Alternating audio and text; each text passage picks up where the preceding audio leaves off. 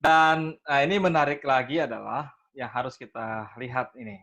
Jadi di dalam sebuah dalam sebuah proses penciptaan atau pekan penciptaan yang kita katakan itu literal, ada di situ dikatakan perintah Sabat secara eksplisit.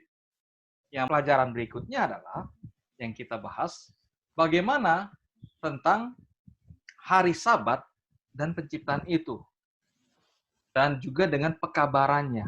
Saya rasa ini ada keterkaitan. Mungkin ada jawaban atau pendapat dari teman-teman pendeta. Ya, pendeta Winner mungkin udah siap ini. Oke, baik, terima kasih. Uh, berbicara mengenai hari Sabat dan juga penciptaan. Jadi kalau kita lihat di dalam pelajaran ini, kita akan temukan apa sih sebenarnya hubungan atau apakah ada hubungan antara penciptaan dan juga hari Sabat, dan juga mengapa hari Sabat ini, hari ke-7 ini sangat penting di dalam satu pekan atau di dalam satu minggu. Di dalam satu minggu. Kalau kita kembali ke penciptaan. Suara pendeta Winner lebih keras. Kedengaran? Ya. Ya, oke. Jadi kita tahu bersama bahwa di dalam kejadian ataupun ketika Tuhan menciptakan akan dunia ini, Allah menciptakan ada dua lembaga kudus yang kita tahu, adalah pernikahan dan juga adalah hari Sabat itu. Pernikahan nanti kita akan bahas setelah ini. Hari Sabat, dan kedua hal ini yang berusaha untuk diserang oleh setan. Ya, betul tidak? Ya, kalau kita lihat ya hari Sabat, terlebih khusus hari Sabat.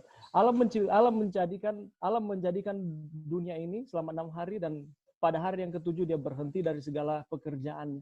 Dia membuat akan hari Sabat ini spesial. Allah menjadikan hari Sabat itu untuk manusia dan bukan manusia untuk hari Sabat. Jadi kita harus mematuhi apa yang diperintahkan oleh Allah, bukan manusia yang membuat semaunya, mengganti hari mungkin, atau membuat segala sesuatu sehingga hari Sabat itu tidak disucikan, tidak diberkati. Ya seperti itu. Tetapi ya inilah yang dilakukan oleh setan tersebut. Oleh karena Allah menciptakan seperti itu, yang ia mau lakukan adalah membuat tandingannya. Hari Sabat diciptakan, dia buat hari yang lain untuk disembah, gantinya hari Sabat. Pernikahan juga nanti kita akan bahas sebentar. Saya sentil sedikit oleh karena ini dua lembaga kudus yang diciptakan oleh Allah. Allah menjadikan pernikahan itu sebagai suatu yang kudus. Tetapi kalau kita lihat saat ini bagaimana? Seks itu hal yang biasa. Tidak lagi jadi kudus. Pernikahan beberapa kali menikah, apalagi ya pelakor istilahnya dan lain sebagainya, ada selingkuh, dan itu sudah hal yang biasa, hal yang lumrah. Demikian pula dengan hari Sabat.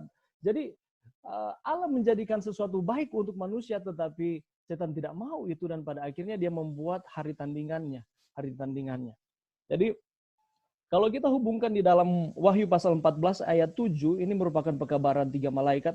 Wahyu 14 itu merupakan pekabaran dari 3 malaikat, dan lebih khusus pekabaran malaikat yang pertama di Wahyu 14 ayat 7, di sana dikatakan bahwa takutlah akan Tuhan. Mari kita buka, kita baca bersama Wahyu 14 ayatnya yang ke-7. Dan ia berseru dengan suara nyaring, takutlah akan Allah dan muliakanlah dia, karena telah tiba saat penghakimannya, dan sembahlah dia yang telah menjadikan langit dan bumi dan laut dan semua mata air. Mungkin kalau kita membaca sepintas ini hanya takut akan Tuhan, sembah dia, kita harus menyembah dia. Tetapi kalau kita lihat, kita pelajari ini dengan lebih seksama lagi, lebih baik lagi, ini berbicara, ini menekankan mengenai Sabat. Ini menekankan mengenai hari perhentian yang disediakan Allah sejak penciptaan dunia. Oke.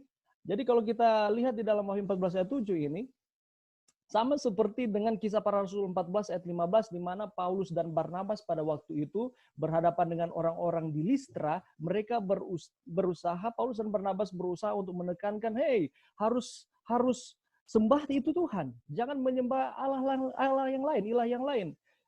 Sembah Tuhan, berbalik kepada Tuhan yang hidup, yang menjadikan langit, bumi, laut, dan yang semua yang ada di dalamnya. Jadi ini sama seperti yang ditekankan oleh Paulus dan Barnabas. Dia berbicara mengenai penyembahan. Mengapa penyembahan? Oleh karena ibadah atau penyembahan ini adalah pusat, itu dia. Adalah core-nya, adalah intinya dari konflik yang terakhir yang terjadi antara Kristus dan setan. Kita tahu bersama bahwa kita ini di dalam suatu pertandingan, itu Paulus katakan kita ini sedang dalam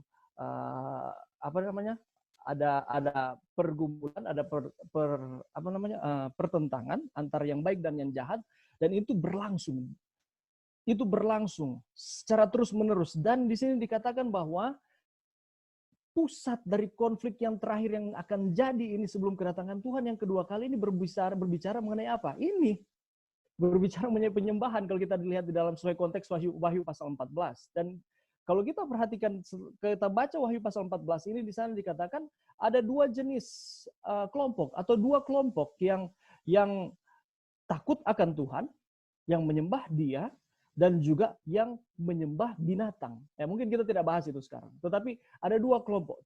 Yang takut akan Tuhan, menyembah Tuhan, ini berbicara mengenai penyembahan, berbicara mengenai orang-orangnya, dan berbicara mengenai siapa yang disembah. Dan di sana adalah penyembahan terhadap Allah dan penyembahan terhadap binatang. Dan juga di sana dikatakan seperti ini. Dalam pelajaran kita dikatakan seperti ini. Penting untuk diingat bahwa ujian akhir zaman bukanlah penolakan untuk beribadah, tetapi penolakan siapa yang disembah. Oke? Jadi penting untuk kita ketahui, kita semua sekarang beribadah. Ada banyak denominasi dengan tata cara, tatanan ibadah masing-masing. Dan kalau kita perhatikan di sini ujian katanya, akhir zaman bukanlah penolakan untuk beribadah, tetapi penolakan siapa yang disembah. Siapa yang disembah? Mungkin kita beribadah, tetapi kita menyembah siapa? Apakah kita menyembah Allah yang menciptakan langit dan bumi sesuai Wahyu 14 ayat 7? Di hari apa itu? Ketika kita katakan, ya saya menyembah Tuhan, sesuai dengan Wahyu 14 ayat 7, kita harus baca lebih lanjut lagi. Sembah Dia. Di dalam berbicara mengenai penyembahan, ini berbicara mengenai Sabat. Nah, ketika saya katakan saya beribadah, oke, puji Tuhan pendeta, saya beribadah, tapi saya menyembah Tuhan. Oke, dalam konteks Wahyu pasal 14, penyembahan ini berbicara mengenai pengudusan akan hari Sabat. Apakah kita menguduskan akan hari Sabat atau tidak? Keluaran 10 ayat 8 dan seterusnya. Jadi ibadah yang sejati di dalam Alkitab itu dikaitkan dengan hari yang benar untuk beribadah. Wahyu 14 ayat 7. Oke, ibadah yang sejati di dalam Alkitab itu dikaitkan dengan hari yang benar. Memang ada banyak orang mungkin katakan seperti ini. Kita kan boleh beribadah setiap hari. Yang penting kita beribadah, berkomunikasi dengan Tuhan. Ya, betul seperti itu. Tetapi kalau kita lihat sesuai dengan pelajaran sekolah Sabat, di sana ditekankan bahwa hari Sabat diciptakan khusus bagi saudara dan saya, bagi teman-teman sekalian, atau bagi kita semua, adalah untuk apa? Untuk ada komunikasi. Tuhan menyediakan waktu khusus untuk kita boleh beristirahat, kita boleh menyembah Dia, kita boleh berkomunikasi dengan Dia. Oleh karena Dialah yang menciptakan alam semesta, Dia yang menciptakan langit dan bumi. Dan kalau kita perhatikan pelajaran ini, panggilan untuk menyembah Tuhan yang menciptakan surga dan bumi ini berkaitan erat dengan hukum yang keempat di dalam 10 hukum. Jadi ini tidak ada, jadi itulah uniknya Alkitab. Tidak ada perbedaan ataupun tidak ada tumpang tindih informasi di dalam firman yang diberikan oleh Allah. Semuanya berjalan smooth, semuanya berjalan paralel. Yang menjadi mungkin tanda tanya ketika kita berpikir, kenapa di dalam Alkitab ada yang bermasalah, berbeda satu dengan yang lain. Masalahnya bukan Alkitab, tetapi masalahnya cara berpikir kita, cara menafsirkan kita tidak sesuai dengan apa yang Alkitab maksudkan. Jadi di dalam pelajaran kita mengenai hari Sabat ini, di sana dikatakan juga bahwa pelajaran sekolah Sabat, 3 hal yang Yesus lakukan, Allah lakukan setelah menciptakan hari Sabat. Pertama, Dia beristirahat. Dia memberikan contoh kepada kita untuk beristirahat bersama-sama dengan Dia. Yang kedua adalah memberkati akan hari ke-7 tersebut. Allah memberkati binatang-binatang katanya, Allah juga memberkati akan manusia, dan juga yang pada akhirnya ketiga adalah Allah menguduskannya. Jadi inilah berkat Tuhan di dalam hari Sabat yang kita tidak dapat temukan di dalam hari-hari yang lain. Dan ingat baik-baik, di dalam akhir zaman ini sebelum kedatangan Tuhan yang kedua kali, ujian yang paling utama adalah ini. Di dalam Wahyu pasal 14 ayat 7. Apakah kita mau menyembah Tuhan?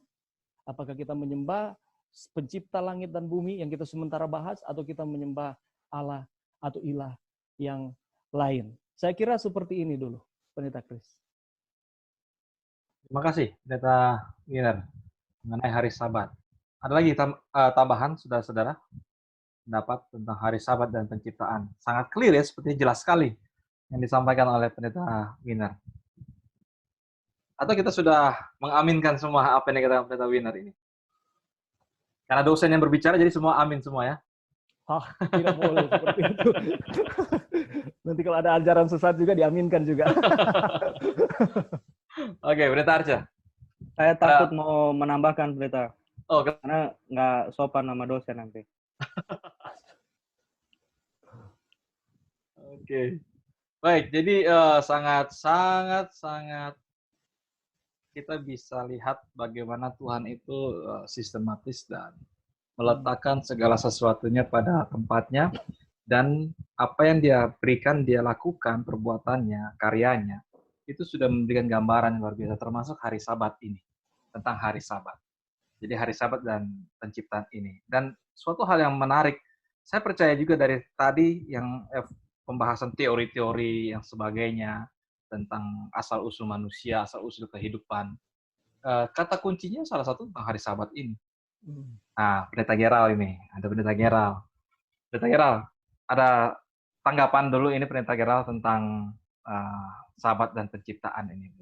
Oh ya, jadi sebelum lanjut Pak Pendeta, mungkin supaya pemirsa boleh tahu Pendeta melayani di mana dan Oke, saat ini sementara melayani jemaat Depok Jaya. Oke, Konferensi DKI Jakarta. Ya, masih. Terima kasih Pendeta, silakan Pendeta. Terima kasih kesempatan diberikan. Saya mungkin melihat dari sisi yang lain ya. Oke. Kalau ini tentang hari Sabat, ya penciptaan saya pikir kita sudah mendengarkannya. Kalau mungkin baca tentang hari Sabat, saya merefer kepada Keluaran pasal 20 ayat 8. Ya, saya boleh baca mungkin. Yang biasa kita hafal atau apa? Keluaran pasal 20 ayat 8 saya baca di sini mungkin karena kita sementara baca teks atau apa saja yang kita sudah pelajari konteks. Di sini disebutkan begini. Ingatlah dan kuduskanlah hari Sabat. Kalau dalam teks bahasa Indonesia kan seperti itu kan? Ya, Pak dosen ya. Kalau bahasa Inggris bagaimana? Bagaimana kalau bahasa Inggris? Kalau bahasa Inggris Pendeta Dedi Kurniawan itu. Iya, Pendeta Dedi itu pakar bahasa Inggris. Pendeta. Kalau dia bicarakan ingatlah dan jaga kesucian kan? Iya, keep it holy. Iya. Karena Tuhan yang menciptakan, maka Tuhan sendiri yang kudus. Jadi kan subjeknya kan pasti Tuhan kan, bukan kita. Apa yang kita ingatlah dan kuduskan? Apa kita punya wewenang itu? Saya pikir saya lihat dari sisi ini adalah bahwa Tuhan yang kudus tentunya, dan Tuhan yang bisa oknum, yang bisa menguduskan itu, ya kan?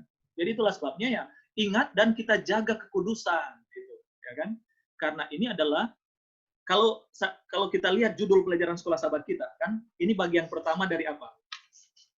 Penciptaan, kejadian sebagai fondasi bagian pertama. Berarti kalau ada yang miring atau sesuatu yang tidak lagi menurut Alkitab, berarti yang kita pelajari minggu ini adalah yang paling benar, fondasi. Jadi kalau terjadi hal-hal yang sudah tidak sama, berarti kita mesti tahu bahwa fondasinya apa. Bahwa penciptaan hari Sabat memang hari Sabat, dan Tuhan sendiri yang kudus dan menguduskannya. Jadi kita menjaga kesucian hari Sabat. Ya, karena ini dasar yang kita harus jaga sampai hari ini. Dan tidak, namanya dasar, itu tidak akan berubah. Kalau itu sudah pernah diletakkan dari awal dunia ini, maka itu tidak akan berubah. Kalaupun itu berubah sekarang ini, kita tahu kan, bahwa ada oknum yang lain coba membuat satu ibadah tandingan tentunya. Tapi dasar kita mesti tahu, konsepnya tahu.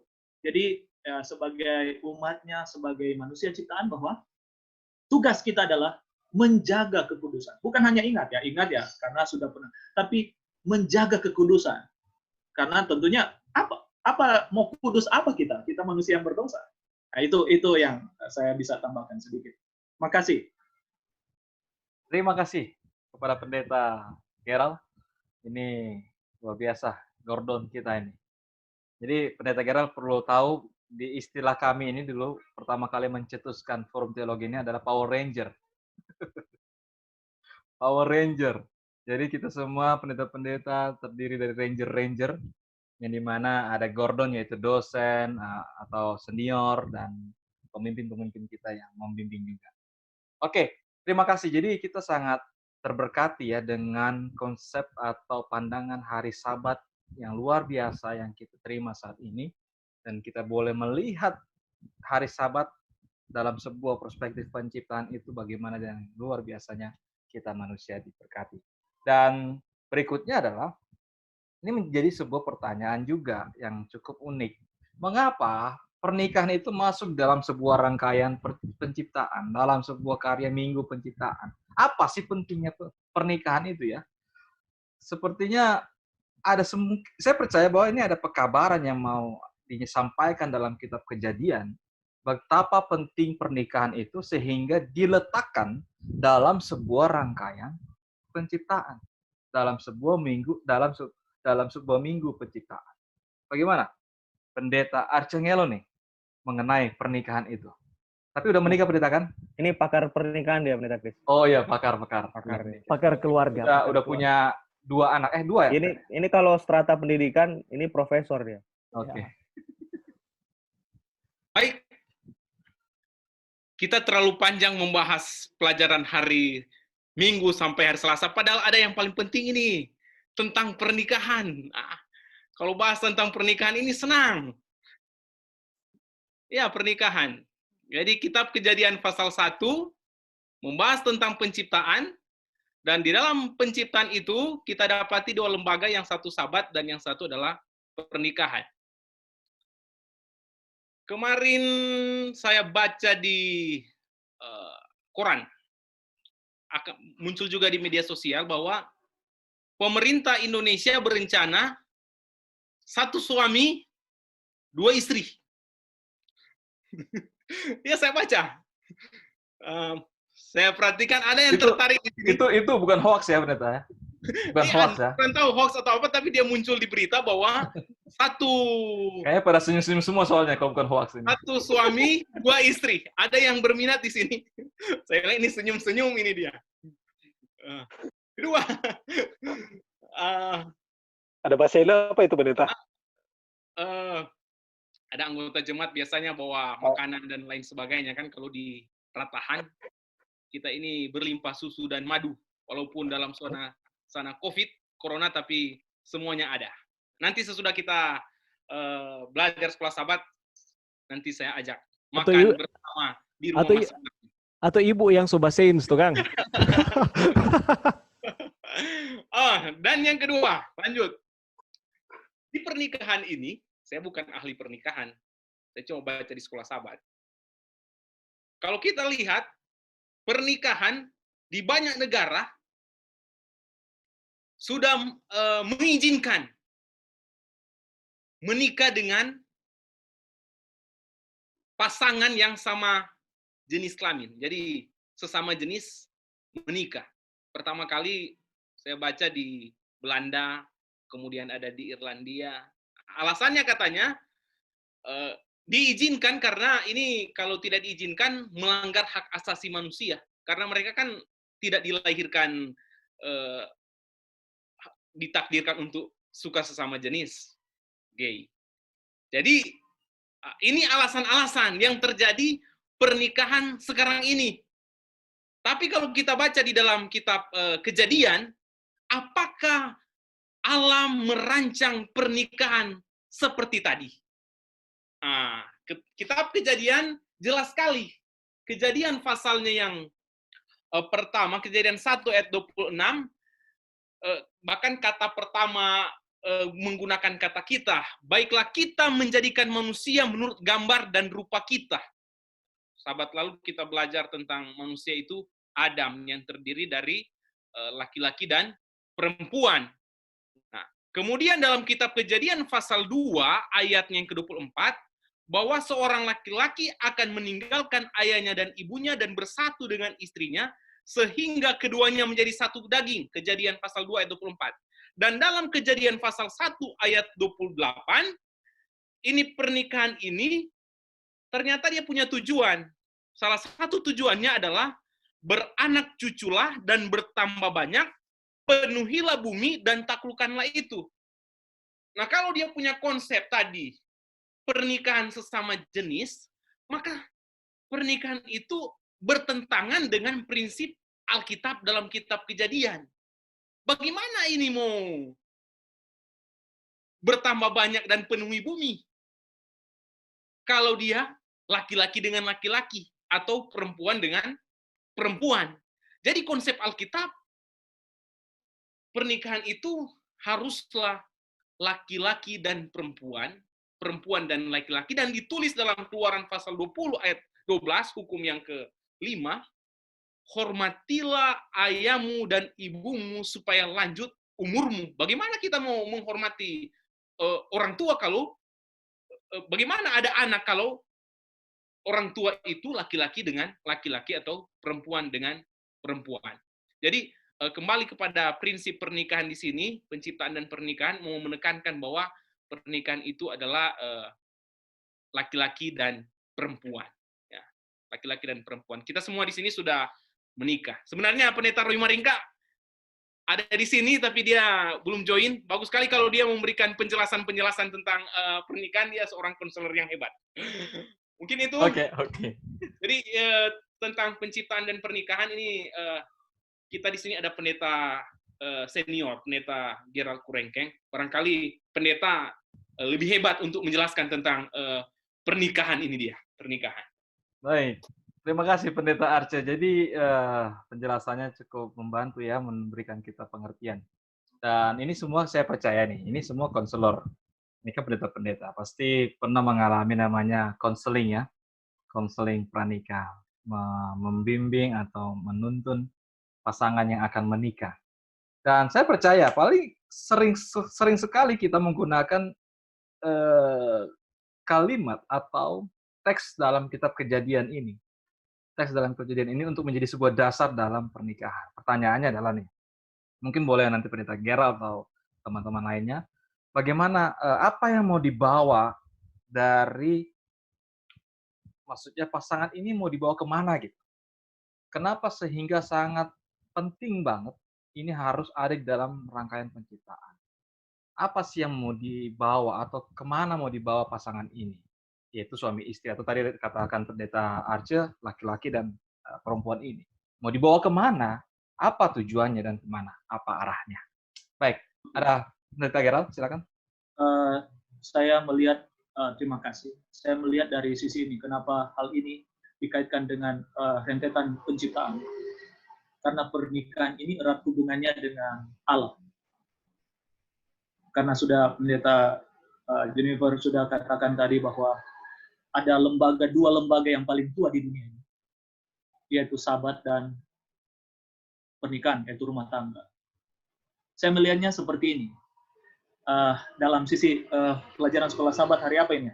Hari Rabu ya? Rabu. Kan 6 hari Tuhan menciptakan. Oke? Dan pada hari yang ke-6 Tuhan tambahkan, Tuhan menciptakan satu bagian dari binatang yang besar plus manusia. Tapi yang unik yang saya lihat adalah ketika Tuhan menciptakan Hawa, maksudnya Hawa setelah Adam.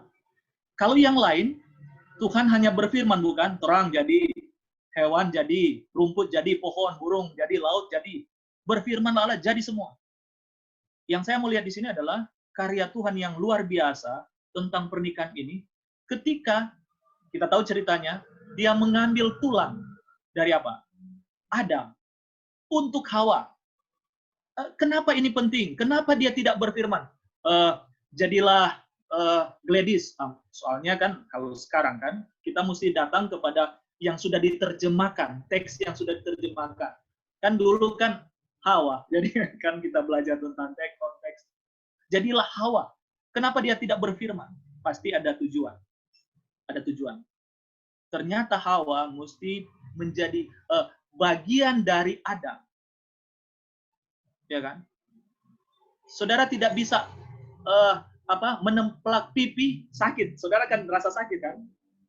Berarti istri itu, pasangan itu sangat luar biasa. Tuhan ciptakan kenapa mesti dari tulang? Karena ada tujuan dia. Karena itu harus menjadi bagian dari Adam itu sesungguhnya. Bagian dari pria. Itulah sebabnya kan tulang dari tulangku, daging dari dagingku, kan itu maksudnya. Mungkin saudara bisa lihat bahasa aslinya dan sebagainya, saudara bisa lihat. Sebelumnya, kenapa ini mesti Pendeta Harce bicara tadi ada pernikahan tentang ini. Justru saya mau tambahkan. Sekarang pernikahan terhadap hewan. Pernikahan, kalau baca, ada arwah. Ada hal-hal yang misterius. Ada pernikahan tempat lilin, kalau saudara lihat cerita-cerita.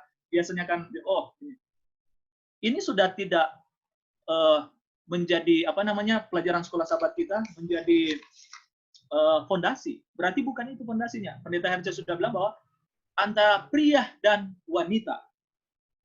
Saya merujuk sebelum itu adalah begini. Penciptaan ini, pernikahan ini, kenapa berbeda? Kenapa berbeda? Karena waktu Tuhan menciptakan manusia, pada hari yang ke-6, ada Pak dosen di sini. Yang saya pernah ingat waktu itu adalah, menurut dua hal. Tuhan menciptakan, Allah menciptakan menurut gambar dan rupa. Apa dalam bahasa Ibrani adalah selem dan demut. Artinya, manusia diciptakan secara fisik sama seperti Tuhan dan punya pikiran, akal. Sehingga dia tahu, kenapa memang disebut antara pria dan wanita. Memang itu. Dan Tuhan tidak menambahkan Hawa yang kedua. Kalau Tuhan menambahkan penciptaan Hawa yang kedua, maka Matius pasal 9 yang kita akan bahas dalam konteks ini, maka bisa ada poligami dan sebagainya. Tetapi dasar penciptaan, Tuhan hanya ciptakan satu Hawa. Dan kenapa bisa, saya bilang ini kan hubungan dengan Tuhan. Karena suami istri, perbedaan ini memiliki keintiman. Tidak mungkin pria dengan pria. Memang itulah sebabnya ketika Nuh berjalan dengan Tuhan, ada hubungan intim, dipakai kata yang sama, antara suami istri, hubungan yang dekat, seperti kayak gitu. Jadi kita memiliki hubungan dengan Tuhan. Jadi fokus di sini penciptaan yang luar biasa ini adalah itu, karena hubungan dengan Tuhan. Kenapa mesti berbeda? Karena kalau mereka sudah seperti, maaf kata tanda kutip, binatang, itu salah. Padahal fondasi yang pernah Tuhan kasih fisik dan cara berpikir itu, selem dan demut itu, saudara akan lihat dari sisi lain, tapi saya melihat dari sisi pernikahan, maka Tuhan kasih akal budi untuk berpikir memang ini Tuhan ada kasih. Dan kenapa Tuhan tidak bilang, jadilah Hawa, langsung dalam sekejap mata. Kita kan tahu Tuhan itu luar biasa. Dalam sekejap mata, jadi. Kenapa tidak? Karena itu harus menjadi bagian dari hidup kita. Kalau saudara sakit, istri sakit kan, gitu kan. Ternyata begitu dia punya fondasi sampai hari ini, harus seperti itu. Nah, itu ya, kira-kira itu yang saya lihat. Kan ada pertanyaan, apa boleh begini? Tidak. Tentunya kita merujuk kepada fondasi yang pertama, Tuhan hanya menciptakan satu suami, satu istri. Jadi tidak ada lagi, tidak ada. Kalau kita lihat, kan ada pelajaran yang terjadi sampai di zaman orang Israel, di zaman Perjanjian Baru, ada terjadi penyimpangan aturan. Kita sudah tahu tentunya, kita tidak perlu bahas, tapi fondasi yang Tuhan kasih adalah satu pria, satu wanita. Dan Tuhan kasih akal. Bukan cuma fisik Tuhan ciptakan, itu luar biasa. Itulah sebenarnya berbeda dengan binatang yang diciptakan sebelumnya. Itulah sebabnya kalau versi pelajaran sekolah sahabat, ini adalah puncak penciptaan. Karena ada manusia di sana. Apa artinya? Karena menurut gambar dan rupa Allah. Fisik dan cara berpikir, ada akal budi yang berpikir. Nah, saya nanti Pak dosen tambahkan ini, saya sudah saya pikir saya lihat dalam sisi ini. Sudah sangat jelas, Sir. Sudah sangat jelas. Sudah sangat jelas, Sir. Ya, Saya pikir luar biasa. Terima Pendeta kasih. senior itu luar biasa. Terima kasih Pendeta Gerald. Konselor semua kan, Pendeta Kristilan itu langsung konselor kan. Ini ayat-ayat konselor. Ya, terima kasih Pendeta Gerald. Jadi luar biasa. Ini saya juga menangkap. Untung Tuhan tidak menciptakan wanita lagi, Hawa lagi ya. Kalau enggak nanti kita semua ini nikah lagi. Bahaya kalau begitu ya. Nikah lagi. Untung tidak diciptakan Hawa yang baru. Tapi Pendeta Chris, boleh saya bertanya Boleh. kepada Pendeta Arce dan juga kepada yang lain-lain maksudnya. Oke. Di Kejadian pasal 2 ayat 18, di sana sehubungan dengan ini. Ya. Tuhan Allah berfirman, tidak baik kalau manusia itu seorang diri saja. Aku akan menjadikan penolong baginya yang sepadan dengan dia. Pertanyaan saya, yang mana yang lebih kuat? Penolong atau yang ditolong? Ini bahasa Inggrisnya helper. Seringkali kita terjemahkan helper itu pembantu, tapi sebenarnya penolong. Jadi mana sebenarnya yang lebih kuat? Yang penolong atau yang ditolong? Jadi mana lebih kuat? Iya. Anda atau istri Anda? Iya, itu kan pertanyaan saya itu. Ini menarik ini. Kalau udah bicara kuat nggak kuat Jawab ini. oleh yang senior-senior. Bagaimana Pendeta Arce? Tadi ditanyakan Pendeta Arce. Mana lebih kuat, penolong atau yang ditolong? Kejadian 2 ayat 18, Tuhan Allah berfirman, tidak baik kalau manusia itu seorang diri saja. Aku akan menjadikan penolong baginya yang sepadan dengan dia. Pertanyaannya adalah, mana lebih kuat? Penolong atau yang Ditolong. ditolong? Saya ingat ini waktu ambil kelas sama Sir Tommy Mambu ya. Mana lebih kuat? Penolong atau yang ditolong? Yang lebih kuat kalau dalam kata itu, dalam bahasa Indonesia, penolong. Tapi sebetulnya kalau saya punya pemahaman di sini, saya tidak terlalu tahu dia punya bahasa asli, tapi sepertinya itu tujuan pernikahan ini, tujuannya kan adalah ini suami istri, laki-laki dan perempuan menjadi keluarga yang menghormati Tuhan dan menjunjung tinggi karakternya dalam kehidupan mereka dan membesarkan anak-anak mereka dalam kepatuhan yang rendah hati adalah tujuan asli penciptaan Allah. Kalimat dalam Kejadian 2 ayat 18 mau menyatakan bahwa hubungan antara pria dan wanita, laki-laki dan perempuan yang menjadi satu keluarga itu adalah hubungan yang seimbang. Sama dengan tujuannya adalah untuk menjunjung tinggi karakter Tuhan dalam kehidupan mereka. Jadi baik kepada laki-laki ataupun kepada perempuan, tujuannya sama, bagaimana supaya karakter Tuhan terlihat pada kedua orang ini, bahkan kepada anak-anak mereka. Saya mau berikan kesempatan kepada yang ahli-ahli bahasa Ibrani dan juga yang ahli-ahli keluarga untuk memberikan jawaban. Karena saya tahu saya punya jawaban ini belum memuaskan, karena tiba-tiba ditanya. Silakan. Pendeta Gerald. Bagaimana tentang penolong atau yang ditolong? Ini pertanyaannya harus dikembang atau dijelaskan dulu lah oleh Pendeta Winner nih sebelum dijawab. Mau kemana sih yang mau dibawa ini pertanyaan ini? Pendeta Winner kita tahu jawabannya sebenarnya. Iya, kenapa saya bertanya seperti ini? Karena seringkali kita salah orientasi kepada perempuan, iya kan? Kita hanya berpikir bahwa oh ya perempuan itu adalah pembantu, oh helper, dia pembantu. Jadi kita pulang rumah sudah capek saya melawat, jadi atau mengajar. Jadi yang penting saya ada di rumah, ada yang buatkan saya makanan, cuci saya baju, cuci piring. Ya seringkali kita tempatkan posisi perempuan atau wanita itu di bawah kita. Padahal harus sepadan, kan seperti itu kan? Ada di bawah kita. Kita jadikan mereka pembantu, bukan penolong kita. Betul tidak?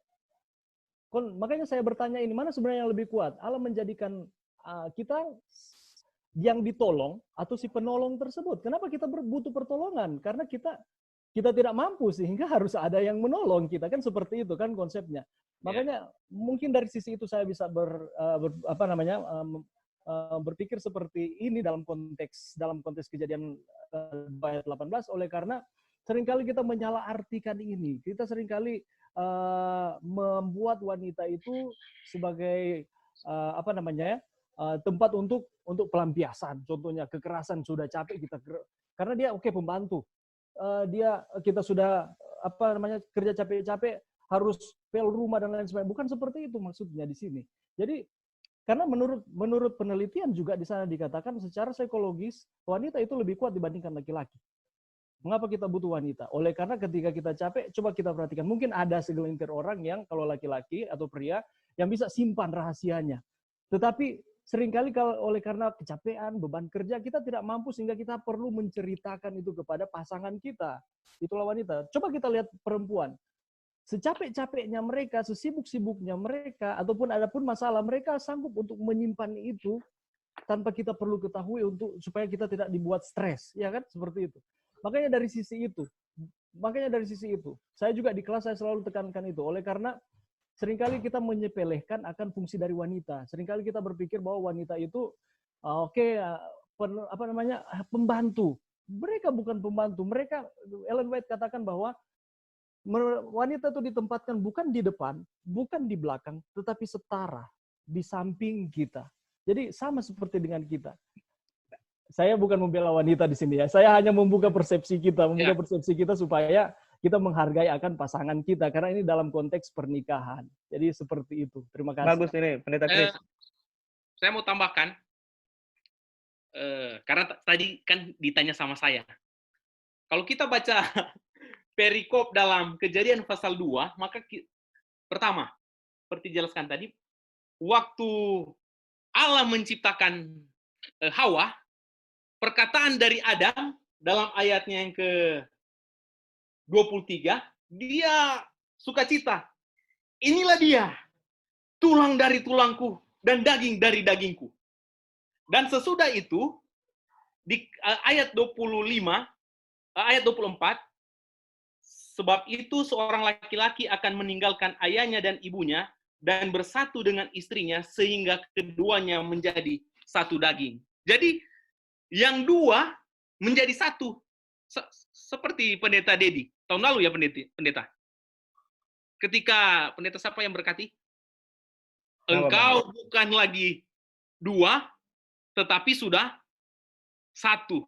Pendeta Heski juga begitu. Engkau bukan lagi dua, tetapi satu. Jadi dua menjadi satu. Kalau dua sudah menjadi satu, berarti dia punya status, dia sudah setara. Sama. Jadi itu. Jadi tidak ada lagi yang, laki-laki harus lebih di atas, perempuan di bawah, atau perempuan di atas. Tapi mereka itu setara, karena dua menjadi satu. Engkau bukan lagi dua, tetapi satu. Bagaimana senior Pendeta Kurengkeng? Ya.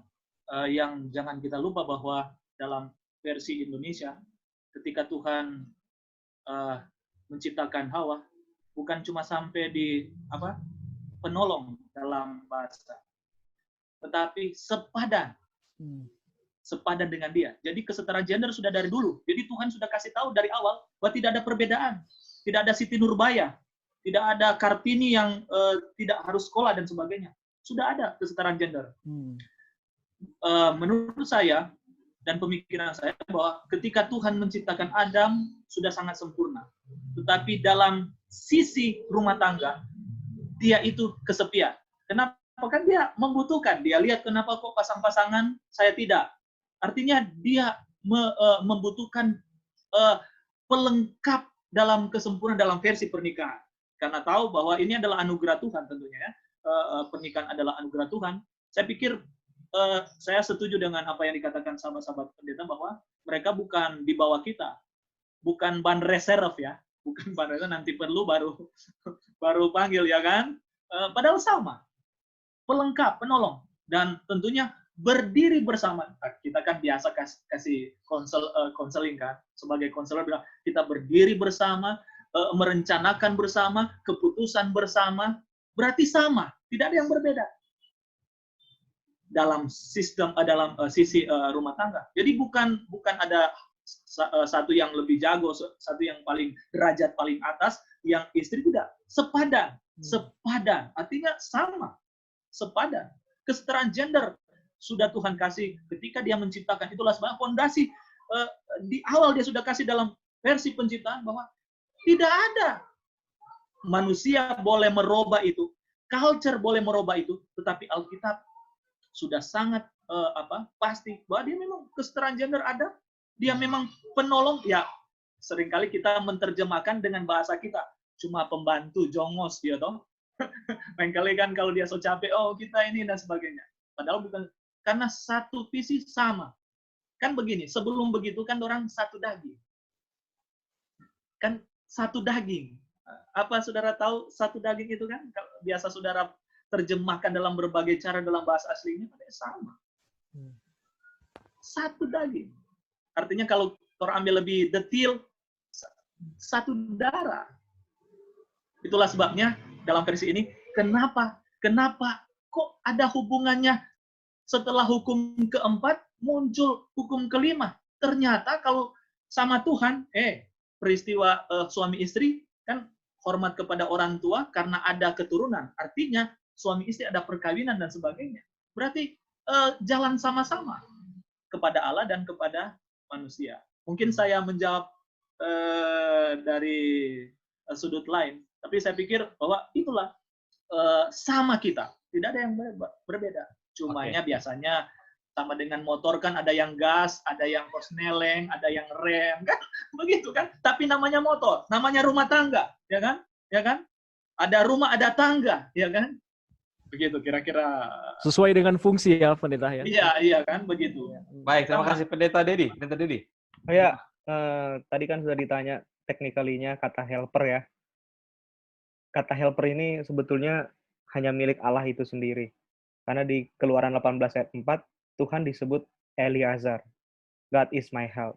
Dan kata Azar ini juga muncul ketika Tuhan memperkenalkan Hawa kepada Adam. Bahwa dia adalah penolongnya si Adam.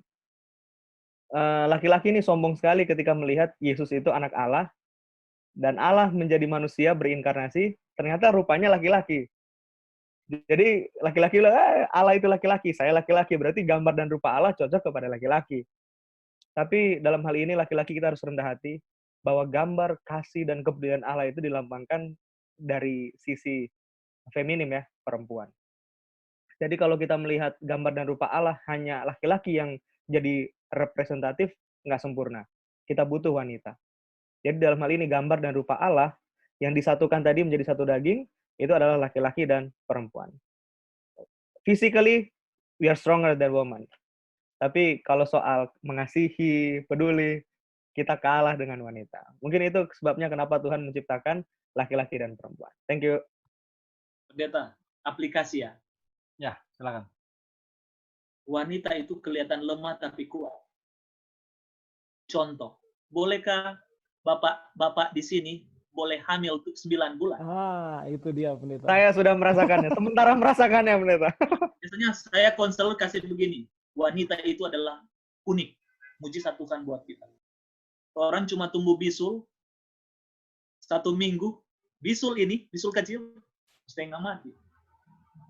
Dia, maksudnya kan, bayangkan, coba yang sudah punya baby, kalau keponakan, 5 menit pria kalau Archer, polo adek, menimang bayi, sudah lelah kita.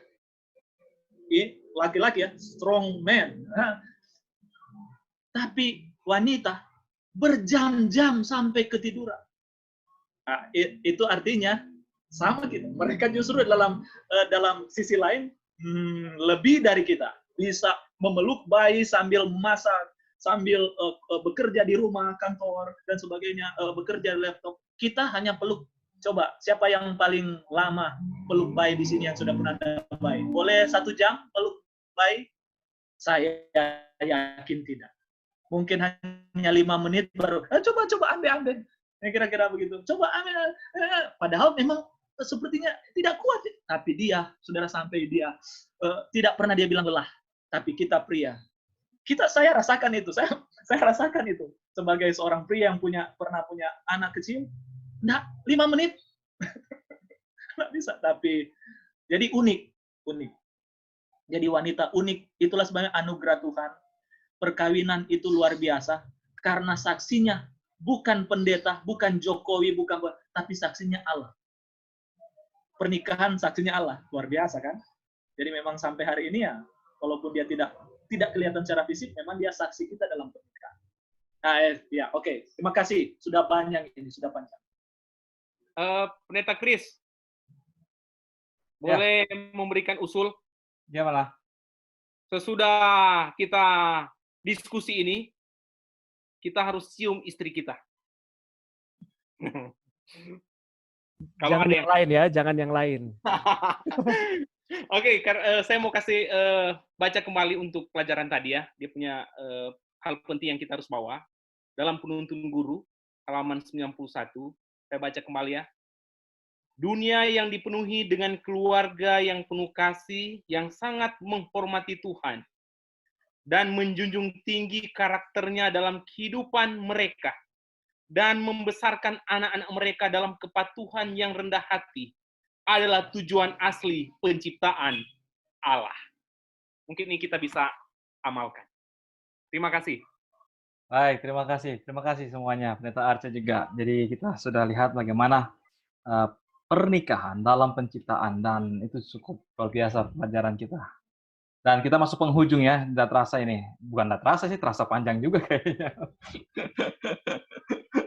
Kita masuk dalam penghujung. Ini pelajaran yang terakhir dalam pelajaran Pekan Sekolah Sabat kita di minggu ini adalah bagaimana penciptaan, kejatuhan, dan salib adalah suatu mata rantai yang tak bisa dipisahkan. Karena itu ada dalam Kejadian. Kenapa saya katakan dalam Kejadian? Saya pernah menyatakan juga waktu kesimpulan pelajaran sebelumnya, saya katakan bahwa di saat kita membaca buku-buku, karya buku, kita selalu melihat diawali dengan latar belakang permulaan di dalam pendahuluan. Tapi agak sedikit atau jarang kita mendapatkan ending atau akhir dari karya buku itu. Setelah kita baca dulu baru kita mengerti. Tapi yang menarik adalah di sini kitab Kejadian adalah kitab yang menuliskan dengan pendahuluannya karya semesta, permulaan, asal-usul, dan segala sesuatunya. Namun, di saat yang sama dalam kitab Kejadian ini, ada juga teks atau dalam tulisannya menggambarkan tentang bagaimana ending atau akhir dari kehidupan manusia itu, yaitu rencana keselamatan. Bagaimana pendeta-pendeta melihat mengapa dalam konteks kitab Kejadian, di dalam penciptaan, ada rentetan, ada kejatuhan, lalu ada rencana keselamatan, salib itu. Menurut pandangan pendeta-pendeta, Pendeta Heski dulu.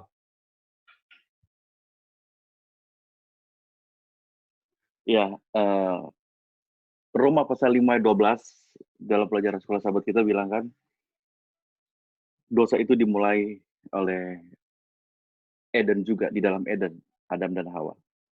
Kita harus ingat, buku Kejadian sampai buku Ulangan itu perlu menjadi, khususnya buku Kejadian, kita perlu belajar, karena di dalam buku Kejadian sampai buku Ulangan yang kita sebut Torah, Torah itu kan petunjuk, istilah GPS. Ini juga mungkin bagian sudah mau bagian akhir diskusi kita. Kenapa perlu belajar buku Kejadian? Karena buku Kejadian itu bagian dari Torah yang akan menuntun kita pada pembelajaran kitab lain di dalam Alkitab. Ketika kita memahami buku Kejadian, peristiwa-peristiwa yang ada di dalamnya dengan baik, kita akan mendapati cerita-cerita di dalam kitab-kitab yang lain dengan baik. Karena buku Kejadian itu GPS, penuntun. Oke, dan kemudian buku Kejadian itu juga, atau buku Torah yang di mana Kejadian menjadi bagian itu kenapa itu GPS? Karena di dalam Kejadian, lebih khusus di Eden, itu adalah sejarah penebusan. The history of salvation ada di sana. Sekarang kita masuk di dalam pertanyaan Pendeta Chris. Kenapa di situ ada dosa? Dimulai oleh seorang penciptaan yang pertama, Adam dan Hawa. Kita ingat, waktu Adam dan Hawa sudah diciptakan oleh Tuhan, it was very good, kata Tuhan, kan? Sempurna penciptaan Tuhan, sudah baik. Sekarang kita word study. Saya tidak biblical perjanjian lama, tapi coba kita lihat Kejadian 3 ayat 23 ini hasil dari kesalahan di Taman Eden. Karena kita berbicara penciptaan, kejatuhan, dan salib. ayat 23. Kejadian 3. Lalu Tuhan Allah mengusir dia dari Taman Eden supaya ia mengusahakan tanah dari mana ia diambil. Kalau lihat ayat ini, Tuhan itu begitu kejam. Tuhan itu begitu jahat, Tuhan itu begitu tidak baik. Tapi kalau kita lihat konteks, sahabat yang lalu kita belajar tentang konteks teks dan bahasa. Konteks ayat ini kita baca di ayat sebelumnya. Kenapa Tuhan mengusir mereka? Ayat 22-nya. Berfirmanlah Tuhan Allah, sesungguhnya manusia itu telah menjadi, seperti salah satu dari kita, tahu tentang yang baik dan yang jahat. Ayat ini seringkali kita dapati, seringkali kita pelajari bahwa manusia itu tahu membedakan mana yang baik dan yang jahat setelah mereka berdosa. Kita pikir selama ini begitu. Bahwa manusia itu bisa membedakan mana yang baik dan yang jahat berdasarkan ayat ini setelah mereka berbuat dosa. Sesungguhnya manusia itu telah menjadi seperti salah satu dari kita, tahu tentang yang baik dan yang jahat. Ya kan? Ini setelah kejatuhan, setelah mereka bikin dosa. Tetapi kita study word, kita belajar ayat, kita belajar kata. Kata has become itu hayal, itu mau menunjukkan sudah terjadi sebelumnya.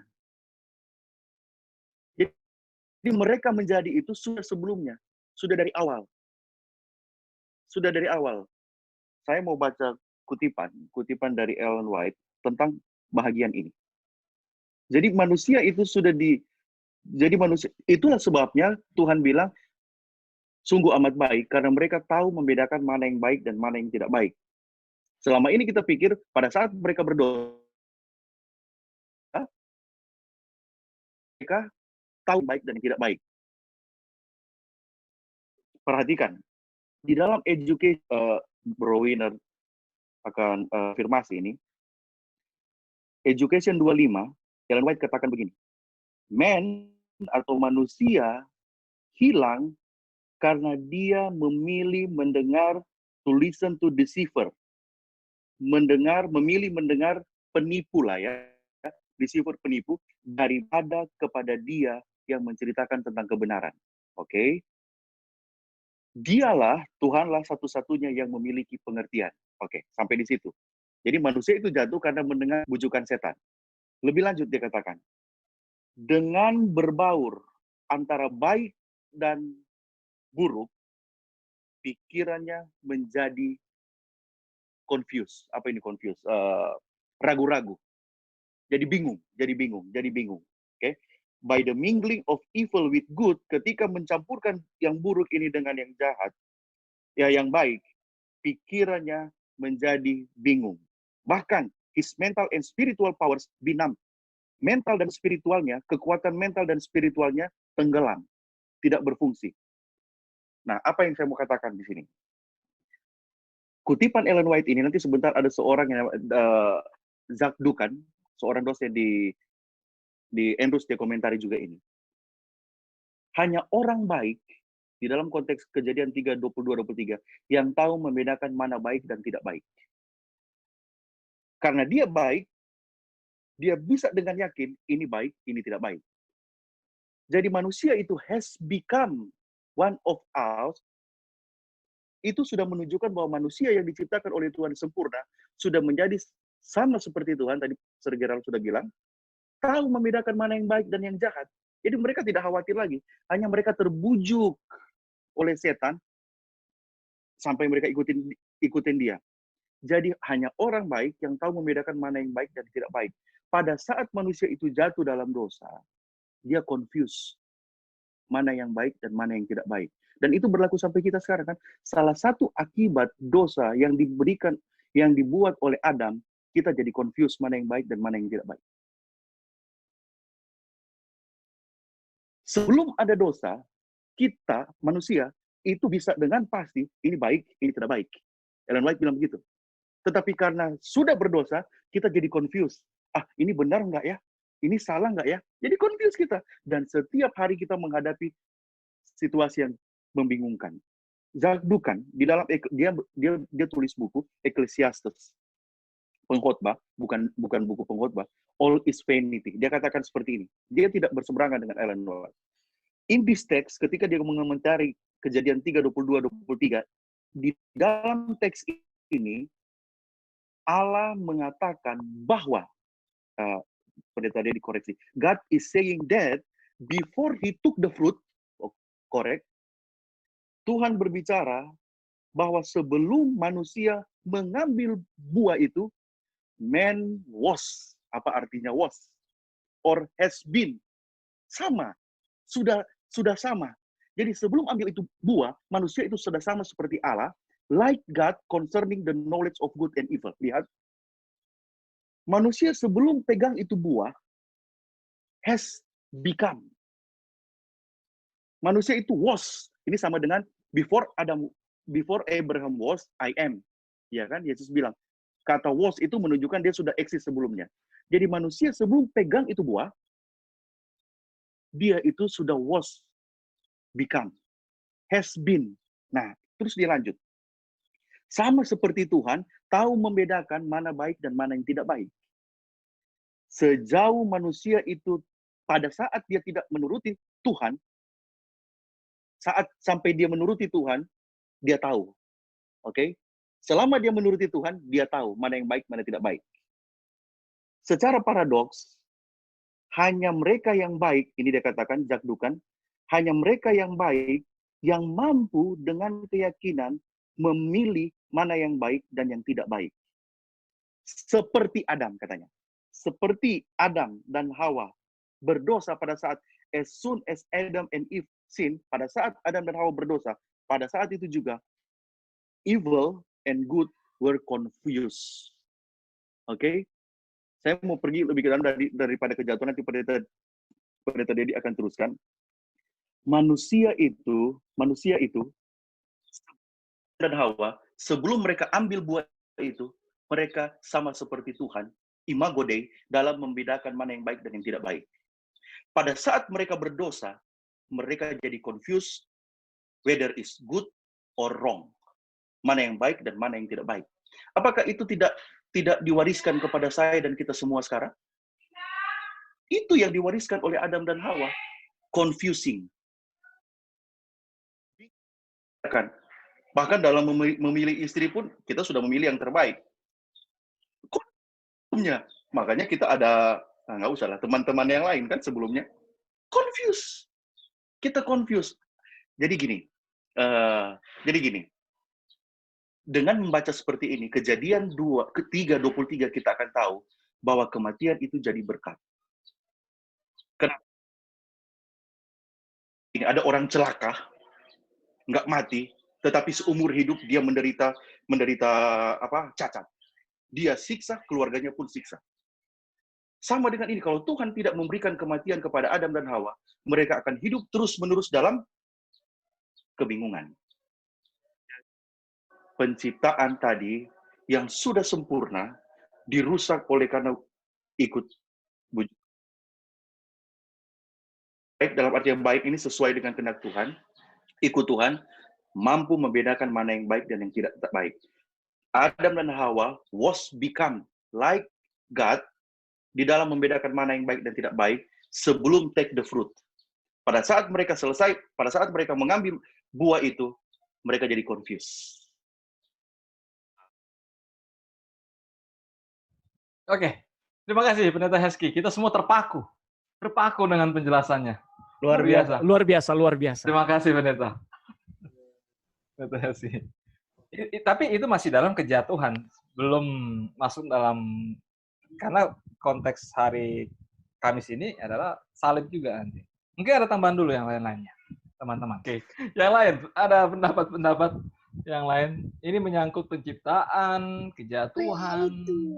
Oke, Pendeta Chris. Ya, silakan Pendeta Dedi. Karena mereka masih malu-malu ya, sudahlah kita setelah Pendeta Rizky kan jadwalnya saya. Jadi saya nggak tahu lagi mau nambahin apa yang perlu saya tambahkan ya. Salib. Oh, salib. Oke. Salib. Tapi paling tidak ketika kita membaca ayat yang kedua, sorry kalau out of context nanti ya, nggak nyambung dengan pertanyaannya. Yang penting ada tambahan kan. kita tidak bisa melepaskan kisah penciptaan ini katanya dengan kejatuhan, kemudian penebusan. Dan kalau saya membaca Kejadian pasal yang pertama, ayatnya pertama, 2, 3, dan seterusnya, sebetulnya gambaran tentang karya keselamatan Allah itu nyata di hadapan kita. Ayat yang pertama kita sudah tahu realitas tentang Allah yang menciptakan. Ayat yang kedua, ayat kedua bunyinya, bumi belum berbentuk, masih kosong, ya kan? Kata ini kan kurang maco kalau di kita, karena kita tahu pengertian ayat ini adalah saya pindah di sebuah tempat itu masih baru, masih kosong, belum ada isinya apa-apa. Kemudian saya bawa barang-barang saya untuk mengisi tempat itu. Banyak pengertian kita seperti itu. Tapi kalau kita perhatikan pendekatan bahasa dari kalimat ini bagus sekali ya. Kata bumi belum berbentuk dan masih kosong ini tohu wabohu. Dapat dengar sama yang makan tahu kan? Tapi sebetulnya kalimat ini pengertiannya dalam dan besar buat saya. Waktu Alkitab bilang tohu, itu artinya rusak, gersang, tidak berguna, ampas, dan sampah. Dan ketika Alkitab katakan bohu, itu berarti kehampaan dan chaos. Jadi bayangkan, sebelum ada tindakan dari Allah, bumi itu dalam keadaan chaos, tergantung di kehampaan, rusak, gersang, tidak berguna, sama seperti sampah. Tapi begitu ada karya firman, karya kreatif dari Allah, bumi yang tadinya tohu bohu, akhirnya menjadi bumi yang indah. Itu tadi yang Pendeta Eski coba sampaikan, ketika Allah menutup pekan penciptaan, Alkitab katakan sungguh amat baik. Jadi dari keadaan yang chaos, hampa, tidak berguna, sekarang jadi keadaan yang baik. Ketika dosa itu masuk ke dalam dunia, apa gambaran yang paling bagus untuk mengungkapkan kondisi dunia? Saya tidak tahu gambaran apa yang paling bagus untuk mengungkapkan keindahan dunia yang jatuh ke dalam dosa. Kalau kita baca buku para nabi dan bapa, bayangkan Hawa menangis gara-gara kelopak bunga layu. Daun gugur. Nangisnya dia lebih parah daripada nangisnya kita sekarang yang menangis karena orang mati. Itu berarti Hawa menyadari bahwa keadaan dunia yang tadinya sangat indah ketika diciptakan Tuhan, kembali lagi menjadi keadaan dunia sebelum diciptakan Tuhan. Tohu wabohu. Dunia yang hampa, dunia yang chaos, dunia yang rusak, yang dunia benar-benar hanya sampah dan ampas. Kenapa? Karena kematian akhirnya akan dinikmati oleh dunia. Tapi di tengah-tengah kekeosan dunia, tengah-tengah dunia yang chaos dan hancur itu, ada pesan yang indah. Di ayat yang ketiga, Roh Allah melayang-layang di atas permukaan air. Kita pikir ini sama kayak angin doang terbang. Ingat penulis buku ini Musa. Prinsip sola scriptura, biarkan Alkitab menjelaskan Alkitab itu sendiri. Musa juga penulis kitab Ulangan. Dan penulis kitab yang sama memberikan penekanan yang sama ketika dia menulis Ulangan pasal yang ke-32 ayatnya yang ke-11. Ingat kalimat ini? Dia coba untuk menggambarkan kasih induk Raja Wali waktu menampung anak-anaknya di atas kepak sayapnya. Dan kata melayang-layang adalah kata yang sama, raheb, yang digunakan oleh Musa untuk menunjukkan kata melayang-layang digunakan oleh Roh pada Kejadian 1 ayat 3. Arti raheb, melayang di sini artinya adalah dia peduli, dia melihat, dia menampung, dia memperhatikan, memeluk dengan erat, menjaga, itu kata raheb. Jadi pesan kejatuhan pada penciptaan ketika kita membaca penciptaan, yang indah adalah dunia yang jatuh ke dalam dosa tidak dibiarkan oleh Allah itu sendiri. Sebagaimana induk Raja Wali itu menampung anaknya, demikian pula Allah sementara menampung kita dan memperhatikan kita di tengah-tengah dunia yang sudah chaos, tohu wabohu, yang menggantung di kehampaan dan chaos ini. Seperti sampah ini. Dan indahnya adalah ketika first gospel itu dinyatakan dalam Kejadian 3:15, bahwa Tuhan akan mengakhiri ketidaksempurnaan dan ketidakindahan dunia yang diakibatkan dengan dosa di salib. Ketika Yesus mati menjadi korban keselamatan untuk kita. Thank you, Pendeta Chris.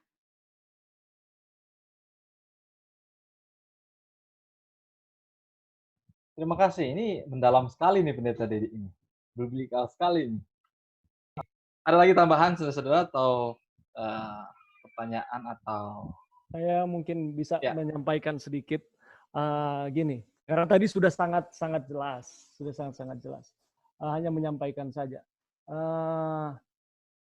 Dan juga kalau kita lihat pemaparan dari Pendeta Heski dan juga Pendeta Dedi itu mematahkan konsep dari evolusionis karena mengenai penciptaan. Karena kenapa?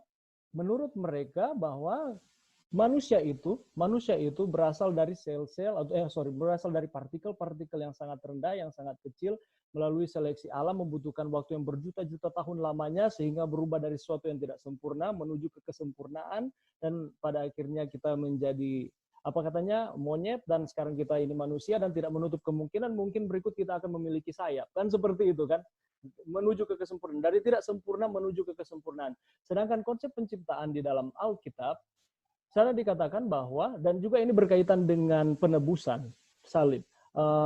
Manusia itu diciptakan, tadi Pendeta Gerald juga sudah tekankan, manusia itu diciptakan secara sempurna, sangat sempurna. Manusia diciptakan sempurna, dan setelah itu manusia jatuh ke dalam dosa, itulah kejatuhan, menjadi tidak sempurna, dari sempurna menjadi tidak sempurna, dan dibutuhkan itu tadi, Kejadian 3 ayat 15, Pendeta tadi dikatakan, ada proto-evangelium atau Injil pertama di dalam Perjanjian Lama. Di sana ada janji penebusan, dan Yesus itu yang menggenapi akan janji tersebut, sehingga kita yang sudah tidak sempurna ini akan dipulihkan kembali menjadi sempurna ketika Tuhan datang pada kali yang kedua. Jadi bisa dikatakan bahwa Allah itu, atau fokus utama dari Allah itu sendiri adalah manusia itu sendiri. Kita ini adalah fokus utama dari Allah. Allah begitu mengasihi kita sehingga ia rela mengaruniakan anaknya yang tunggal, Yesus, mati bagi kita, dan dari sempurna, tidak sempurna karena dosa, Yesus mati di kayu salib, akan disempurnakan lagi ketika Tuhan datang pada kali yang kedua. Jadi seperti itu. Tapi saya percaya apa yang kita bicarakan, segala statement materi dan yang telah kita pelajari, diskusikan, ini membuka wawasan dan menambah pengetahuan bagi para pendengar dan para yang menyaksikan akan YouTube channel ini ataupun melalui audio di podcast. Jadi saya harus mohon maaf teman-teman pendeta, saya harus akhiri, dan saya mengundang untuk akhir dari diskusi ini adalah closing statement yang singkat-singkat. Kenapa buku Kejadian sampai menjadi buku yang direkomendasi oleh penulis Sekolah Sahabat, 2 Sahabat berturut-turut untuk dipelajari? Karena pasal-pasal pertama Kitab Kejadian adalah dasar bagi keseluruhan Alkitab. Tadi Pendeta Gerald sudah bilang, fondasi.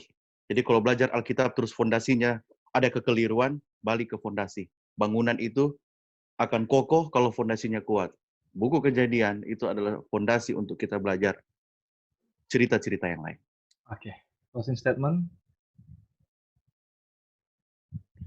Baik, kalau saya secara pribadi, saya mau mengajak kita semua untuk mempelajari Kitab Kejadian ini. Karena di dalam Kitab Kejadian ini, ajaran-ajaran utama dan doktrin-doktrin utama Alkitab itu dicatat dan diberikan oleh Allah. Kasih. Kalau dari saya, ketika kita mempelajari buku Kejadian ini, menunjukkan kepada kita semua bahwa Allah itu kasih. Allah membuat segala sesuatu itu sempurna tadinya, walaupun sudah terkontaminasi dengan dosa, tetapi Allah membuat segala sesuatu itu sungguh amat baik itu bagi manusia. Mengapa manusia diciptakan pada hari yang ke-6? Oleh karena segala sesuatu sudah diciptakan, manusia tinggal menempati. Itulah sebabnya manusia tidak diciptakan hari pertama, kedua, ketiga. Dia di hari ke-6 sudah ada semuanya, manusia itu diberikan atau diciptakan dan ditempatkan di taman. Sehingga bisa dikatakan bahwa Allah itu sungguh mengasihi manusia. Dia menciptakan, manusia jatuh ke dalam dosa, dia menebus manusia dan memberikan keselamatan bagi kita. Terima kasih. Terima kasih. Ketika saudara-saudara semua menyaksikan tayangan ini, gantinya berbahagia dan banyak bertanya, itu adalah gambaran bahwa kami ini manusia biasa yang terbatas pengetahuannya, sementara kita mempelajari fakta Allah dengan karenanya yang tidak terbatas. Jadi harusnya ketika menyaksikan tayangan ini, saya menjadi berbahagia ketika tahu betapa ajaib dan berkuasanya Allah saya atas rancangan dan jalan-jalannya yang tidak dapat saya selami dengan pemikiran saya yang terbatas. Jadi ketika belajar kitab Kejadian, saya tertarik dengan penciptaan dan lebih khusus hari Sabat.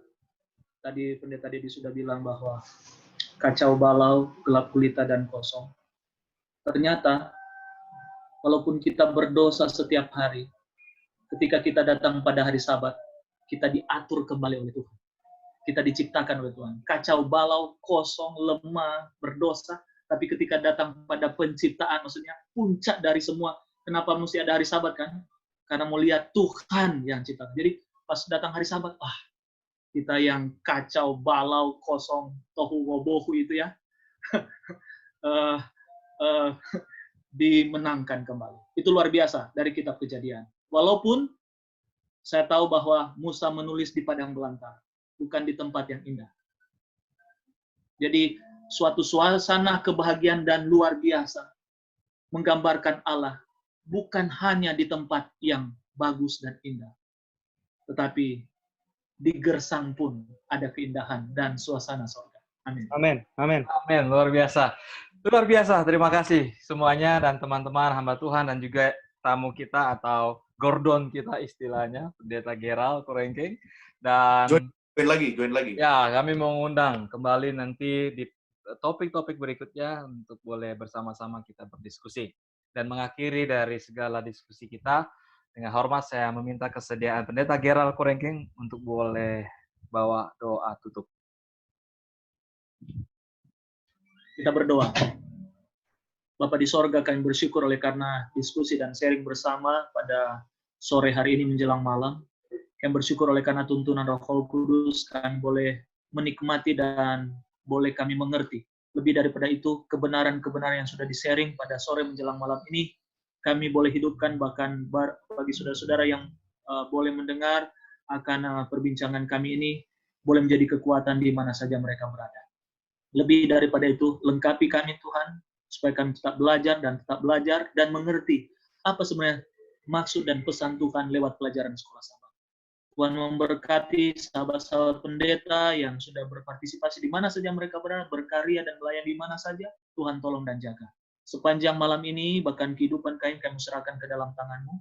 Tuhan tolong dan jaga kami. Di dalam nama Yesus Tuhan dan Juru Selamat kami. Amin. Ya, terima kasih Pendeta Gerald. Dan sampai di sinilah diskusi kami Forum Teologi, dan saudara-saudara boleh menyaksikan diskusi ini melalui YouTube channel atau mendengarkan melalui podcast di Spotify atau di Anchor, saudara bisa memilihnya.